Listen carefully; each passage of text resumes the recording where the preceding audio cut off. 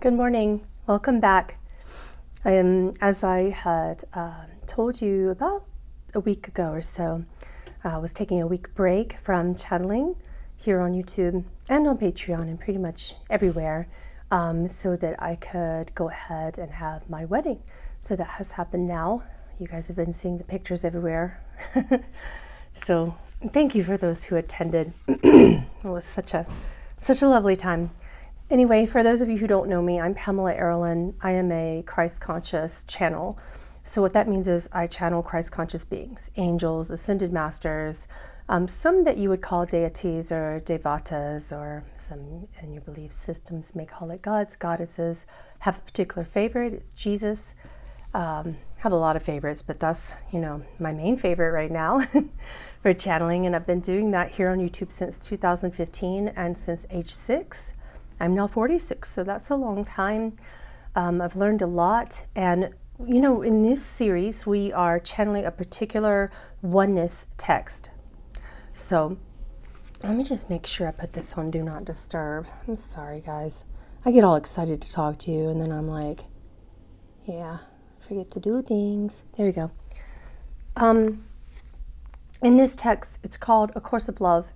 Its author is Mary Perron. She also channeled Jesus word by word. She was a receiver of his text. And when I read it, it completely changed my life. And that was kind of a hard thing to do. I have a pretty stubborn mind at times.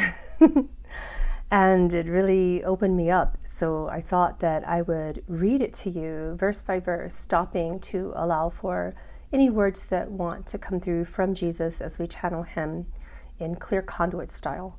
What that means, people who follow mediumship, is that basically I'm listening and then he'll come through my body and my vocal cords and everything, and then he'll just say whatever he wants to say. So what else do I want to tell you before we start? We're heading up on the end of chapter 3. Hopefully we'll go into 4 tomorrow, but we're starting on 3.19, hopefully get to 3.23. Today at 1 p.m. Mountain Time, live, we're going to be channeling Archangel Raziel. I also love to channel angels. So this particular angel, I call it the guardian of the Akash. And from this being, I've learned a lot of unique sacred lessons about time, about how karma and dharma operate, which is why this particular archangel is one of my absolute favorites, because all of the ancient secrets of karma and the way that karma moves, because karma is just energy in motion, is just how we within our free will can move energy in a certain way, and it is more in your power than you think, and how that affects our health, our happiness, and just everything about us, about our essence and the way we creatively live.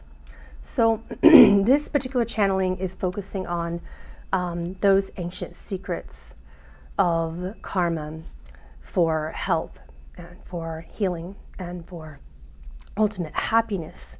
So I hope that you can join me today, 1 p.m.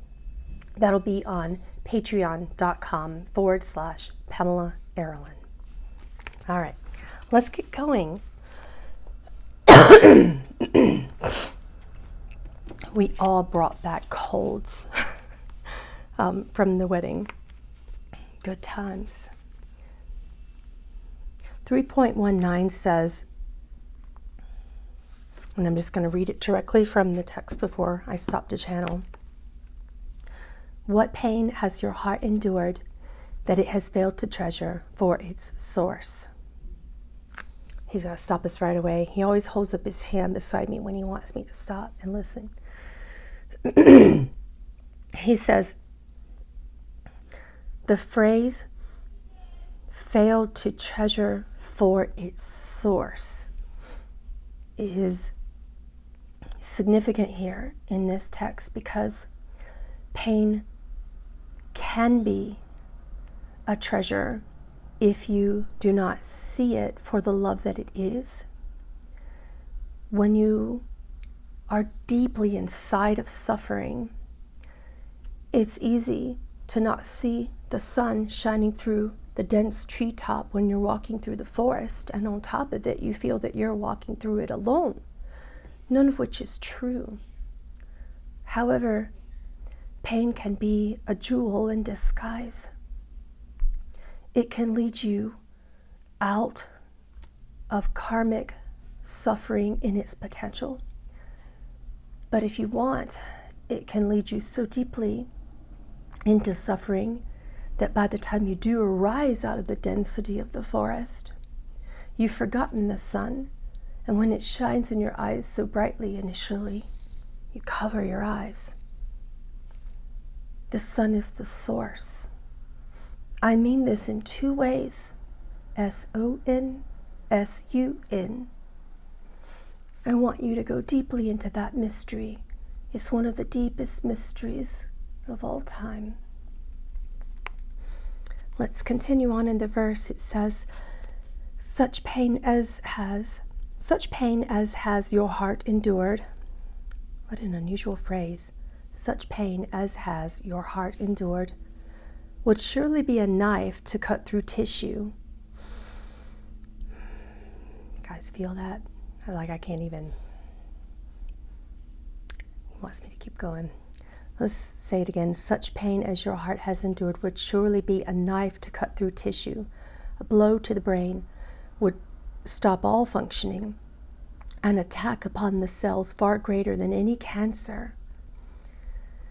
The pain of love, so treasured that it cannot be let go, can and does indeed attack the tissue, brain, and cells. And then you call it illness, and you allow the body to let you down, still and always holding love unto yourself. Yeah, it's good that you stop us. He says, I mean to imply and boldly state that love in a state of duality within the karmic thresholds of learning, it can either be treasured, or when you feel that you are alone, you can become selfish with God's love, and you attempt to duplicate, to recreate this selfish love experience in romantic relationships, in parental relationships, in teacher-student relationships, in all relationships that are arising and have ever arisen. There is a potential that you can say, I treasure love so much that it hurts.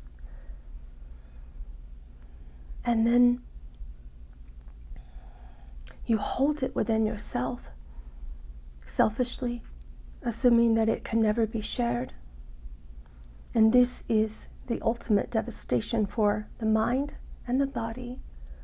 Both the mental and physical constructs will become ill, and this selfishness spreads like a cancer, sometimes inevitably becoming an illness or a cancer. This is the power of love. When you misinterpret it as separate, you will hold it tightly, feeling that it is too treasured to share. And yet it is too treasured to not share. He wants us to move on to verse 3.20, chapter 3. It says, must pain accompany love and loss? Is this the price you pay, you ask, for opening up your heart? And yet, should you be asked if you would have other than the love, you would not answer yes. What else is worth such cost, such suffering, so many tears? What else would you not let go when pain comes near, as a hand would drop a burning ember? What other pain would you hold closely, a grief not to be given up?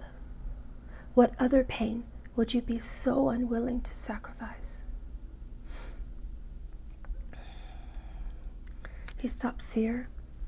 He says, I do not imply that pain, however, must accompany love. I imply that the structure of ego is powerful, it is creative, it is strong, and thereby is sneaky.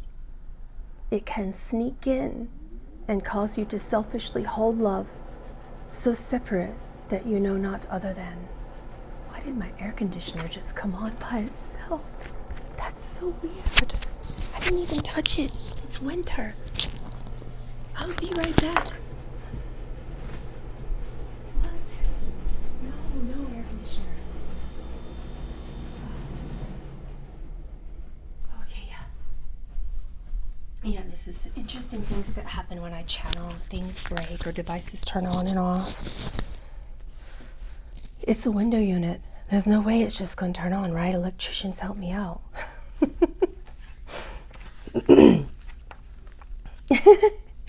He stops and says, it's icy, isn't it? It's a good opportunity to think about the analogy. He says it feels cold, to open up your heart. And then when you break it, because you cannot be separate, you consider that a coldness, a shutdown, a freeze. And then you don't want to do it again. But grief, you don't want to give up. You hold it so closely, this separation. It's not true. It's another thing that you can lay upon your altar to Christ. It's another thing that you can give to me as the ultimate gift.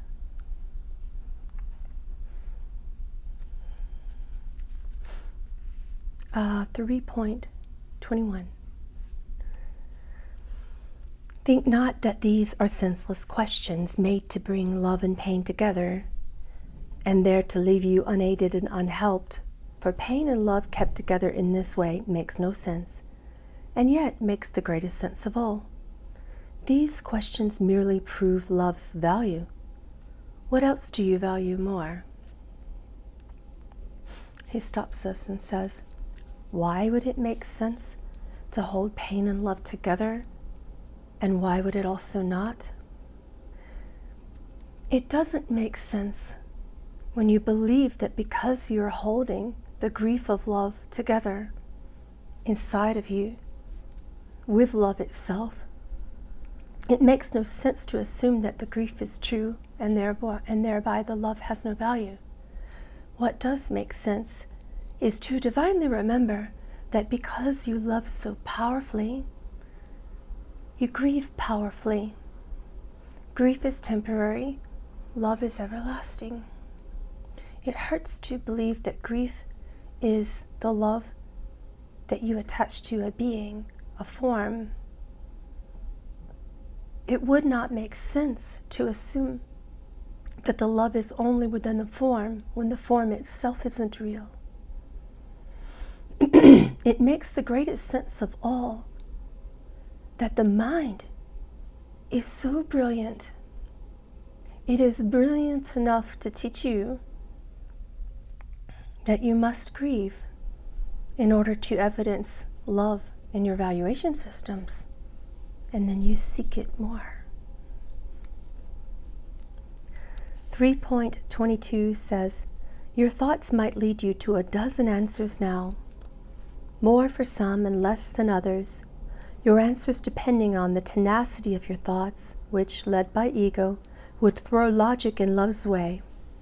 Some others might use their thoughts in yet another manner, claiming to choose love and not pain, when what they really choose is safety at love's expense.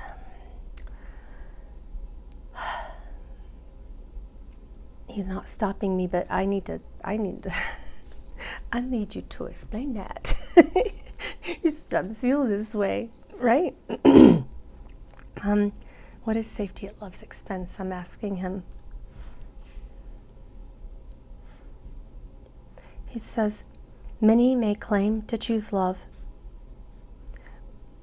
yet simultaneously attempt to control it, to own it, to grasp it so strongly that they would say, it should be this way and it should not be that way. And it can only be love when there is no pain. I will only accept it when there is no pain as a result. That is a control mechanism. That is when you choose to be safe. You are choosing love only if it is safe for the mind.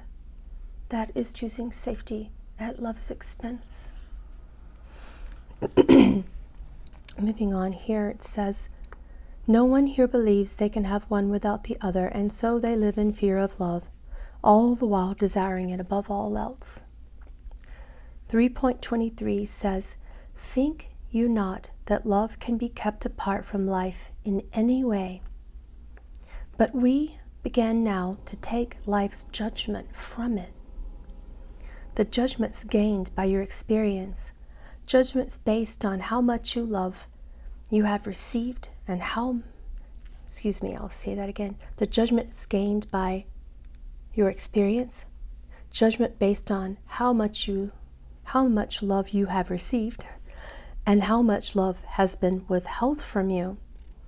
We began by simply accepting the proof we have been given of love's strength. For this we will return to again and again as we learn to recognize what love is. All right. We'll see you tomorrow. And again, for those of you who want to join the channeling of Archangel Raziel, it's about ancient secrets, thousands of years old, ancient secrets of karma for health, healing, and ultimate happiness. It's going to be really simple, but also some old techniques. I remember the first time I was working with Raziel, and he opened up the sky above me in my tiny bedroom. I was about, somewhere between 5 and 6, and I just looked at him and said, "How did you do that? You must be God." And he smiled. And he can be, pretty stoic, but in this place he kind of joked with me, and it was the only joke I've ever received. Since then, he said, "I am if you are." And I went, "What do you mean? I'm not?" He goes, "Oh, really? Are you?" Yeah, only joke I've ever received from Archangel Raziel. Now you know what it is. So join me today to do some channeling of him. I believe we're going to do it trance, but we'll see what comes out. We're going to have the powerful quantum healing teacher and practitioner and channel, Priscilla Louise, a really good friend of mine. She's going to be facilitating for us, so you'll get a chance to see the lovely Priscilla. And I'll see you today at 1 o'clock. Remember to join that or to view the recording later. You can go to patreon.com/Pamela Aaralyn. I'll see you really soon.